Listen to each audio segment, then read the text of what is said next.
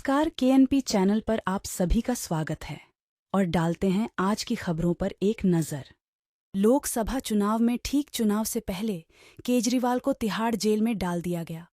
केजरीवाल 15 अप्रैल तक जेल में रहेंगे। ईडी ने आरोप लगाया कि वे हमें सपोर्ट नहीं कर रहे हैं। दिल्ली में केजरीवाल के किए गए कार्यों पर नजर। बीजेपी वालों ने ये भी कहा था 15 लाख आएंगे। ओ मोदी जी, अब तो आपके पास दुनिया भर का पैसा आ गया है, अब हमारे 15 लाख दे दीजिए। आप में से राशन लेने कौन कौन जाता है? हमने एक स्कीम निकाली थी। जब राशन लेने जाते हो तकलीफ होती है कि नहीं होती? कई बार राशन वाला कम तोलता है। जब मैं राजनीति में आया था उसके पहले मैं दिल्ली की झुग्गियों में काम किया करता था, सुंदर नगरी नंदनगिरी की झुग्गियों में। वहाँ हमारी खूब लड़ाई होती थी रोज राशन वालों से। वो राशन वाले बड़ा तंग करते थे लोगों को। तो अभी 2-3 साल पहले हमने स्कीम निकाली थी कि अब आपको राशन लेके जाने की जरूरत नहीं है। हम आपके लिए शानदार, जैसे शक्ति भोग आटा आता है ना पैकिंग करके, ऐसे शानदार पैकिंग करके बोरी के अंदर आटा, चावल, चीनी, इन तीनों की बोरियां पैक करके आपके घर के अंदर आके आपको कोई बोरी दे जाएगा हर महीने। अच्छा है कि नहीं है?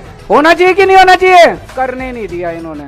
कैबिनेट ने पास कर दिया, मुख्यमंत्री ने साइन कर दिए, सारे मंत्रियों ने साइन कर दिए, इनकी केंद्र सरकार ने करने नहीं दिया। तो उसके बाद भगवान ने हमारी सुन ली, भगवान ने हमारी पंजाब में सरकार बना दी। पंजाब के अंदर इस योजना का शुभारंभ करने जा रहे हैं। पंजाब के घर घर के अंदर एक चुनौती देता हूं आपको। आपने अपने मैनिफेस्टो में कहा था, ये देखिए 500 नए स्कूल बनाएंगे। मैं कल 11 बजे आप जहां ट्वीट करेंगे वहां पहुंचूंगा, 500 स्कूल का निरीक्षण करेंगे और उसके बाद रिपोर्ट दोनों भाई मिल के देंगे आज तक पे, अंजना ओम कश्यप के शो पे। चुनौती मंजूर है, बताइए। आपको एड्रेस लिखवा रहा हूँ, सुनिए, लिखिए।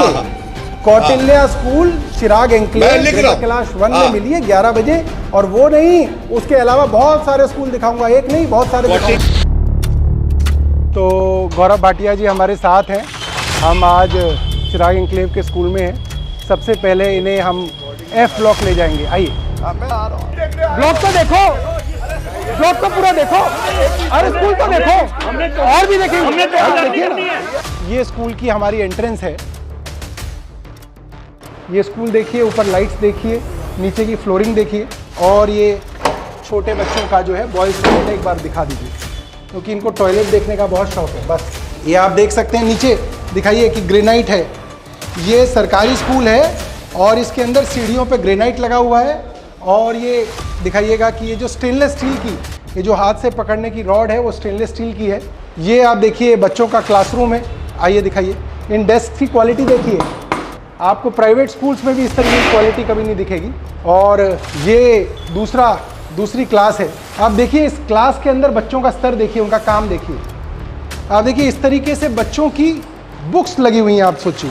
और मुझे लगता है कि भारतीय जनता पार्टी को ये बर्दाश्त नहीं हो रहा कि दिल्ली के बच्चों के लिए इतने अच्छे स्कूल बने हैं। इस स्कूल के अंदर स्विमिंग पूल है, क्रिकेट एकेडमी है, ट्रेडिशनल डांस को सिखाने की एकेडमी है, साइंस की एक लेबोरेटरी है। बताओ बताओ बताओ बताओ बताओ बताओ बताओ पहले स्कूलों की क्या हालत होती है? बताओ बताओ इनको, बताओ बताओ बताओ इनको, बताओ इनको, बताओ।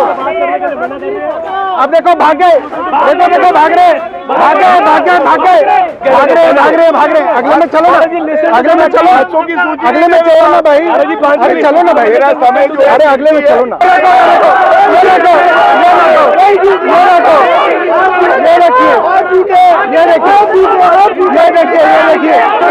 भागे, ये देखिए, ये हालत है, ये हालत है, देखो इनको, ये भागे, ये हालत है, ये हालत है, ये हालत है, भागे भागे भागे, देखो ये भागे, ये देखो भागे, ये देखो, ये देखो भागे। केजरीवाल की पत्नी का भाषण। आज आपके अपने केजरीवाल ने जेल से आपके लिए एक संदेश भेजा है। इस संदेश को पढ़ने से पहले मैं आप लोगों से कुछ पूछना चाहूंगी।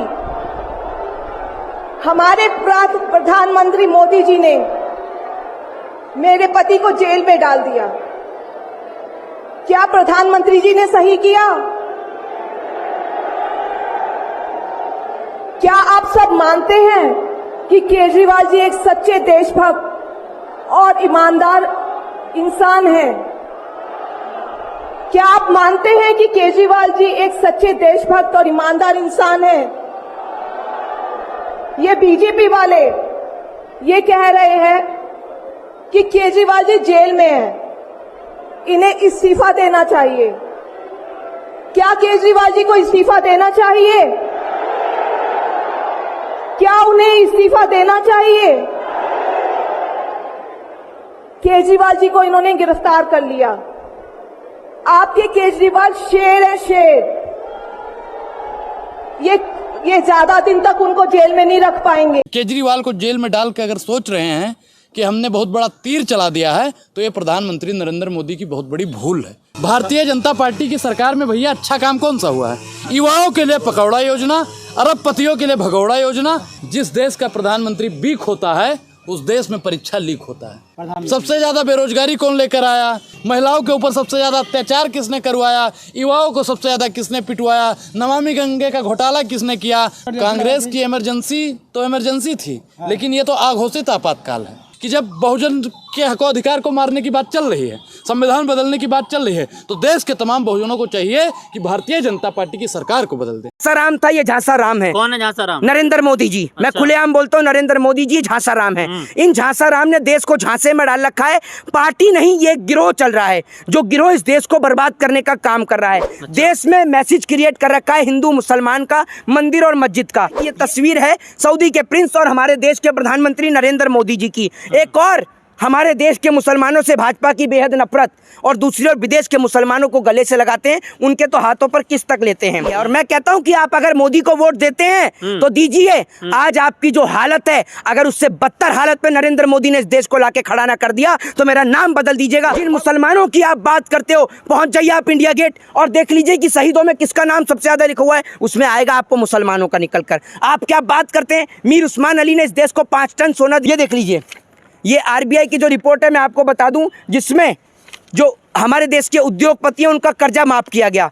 किसान का कर्जा माफ करने पर सरकार कहती है कि हमारे पास पैसा नहीं है, हमारे पास बजट नहीं है। लेकिन जिस तरीके से अपने व्यापारी मित्रों का कर्जा माफ किया जाता है, चाहे वो भारतीय जनता पार्टी के पूर्व राज्यसभा सांसद सुभाष चंद्रा हो, चाहे फिर वो तमाम बड़े बड़े उद्योगपति मेहुल चौकसी, तमाम लोग हों, उनके कर्जे माफ किए जाते हैं और जनता का पैसा लूट के उन उद्योगपतियों का कर्जा इस देश में माफ किया जाता है, जिस कारण ये जो भारत देश के ऊपर कर्जा है। और मैं पूछना चाहता हूं कि 24 घंटे घर पर खाली बैठे, ठलुए बैठे उन तमाम अंधभक्तों से जिनके बच्चे पढ़े लिखे नहीं हैं और वो इस देश के नौजवानों को नसीहत दे रहे हैं कि आप पकौड़े तलें, मैं पूछना चाहता हूं कि जो बच्चे पढ़े लिखे हैं, जिन्होंने इस देश में IIT कर रखी है, इंजीनियर कर रखी है, मेडिकल की पढ़ाई कर रखी है, क्या वो पकौड़े तलेंगे? गृह मंत्री का बेटा पकौड़े क्यों नहीं चलता? देश को एक झांसे में डाल रखा है झांसा राम ने। एक आसा राम था, ये झांसा राम है। कौन है झांसा राम? नरेंद्र मोदी जी। मैं खुलेआम बोलता हूँ, नरेंद्र मोदी जी झांसा राम है। इन झांसा राम ने देश को झांसे में डाल रखा है। पार्टी नहीं, ये गिरोह चल रहा है, जो गिरोह इस देश को बर्बाद करने का काम कर रहा है। देश में मैसेज क्रिएट कर रखा है हिंदू मुसलमान का, मंदिर और मस्जिद का। ये पार्टी के नेता जितने भी राम मंदिर के उद्घाटन में पहुंचेंगे, ये सारे के सारे मीट मच्छी सब खाते हैं और राम मंदिर के उद्घाटन में पहुंचेंगे, आप देखिएगा, और वहां से राम का नारा लगाएंगे। इनका एक ही उसूल है, सुबह को पियो 900 ग्राम, शाम को पियो 200 ग्राम और फिर बोलो जय श्री राम। ये इनका हिसाब है जी। लेकिन मोहित शर्मा, लाख विरोध के बाद 5 राज्य में चुनाव होना, 3 में फिर जीत हासिल करना, क्या लग रहा है?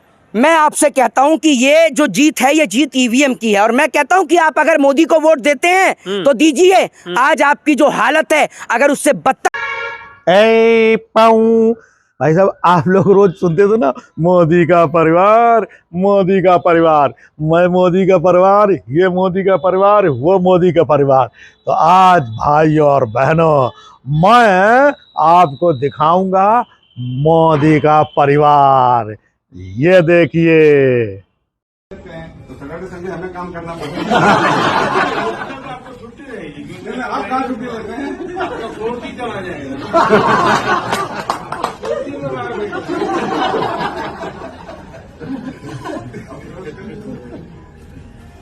आज कुछ युवा हैं जो मोदी और राहुल का साथ देते मगर केजरीवाल का कम साथ देते।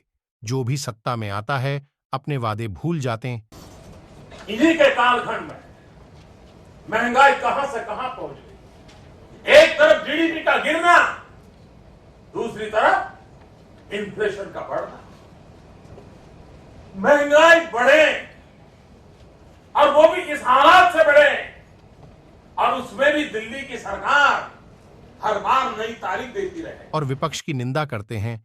आज का विपक्ष बहुत कमजोर हो चुका है। पत्रकार चौथा स्तंभ होता है जो कि सच बोलता है, परंतु पत्रकार सिर्फ मोदी के साथ है। आज का पत्रकार महंगाई, बेरोजगारी, पेपर लीक, परीक्षा रद्द, बलात्कार आदि आदि कई समस्याओं पर सवाल नहीं करता और न ही इनके कार्यों का वर्णन करता। केवल धर्म की बात, हिंदू मुस्लिम की नफरत की बात होती है।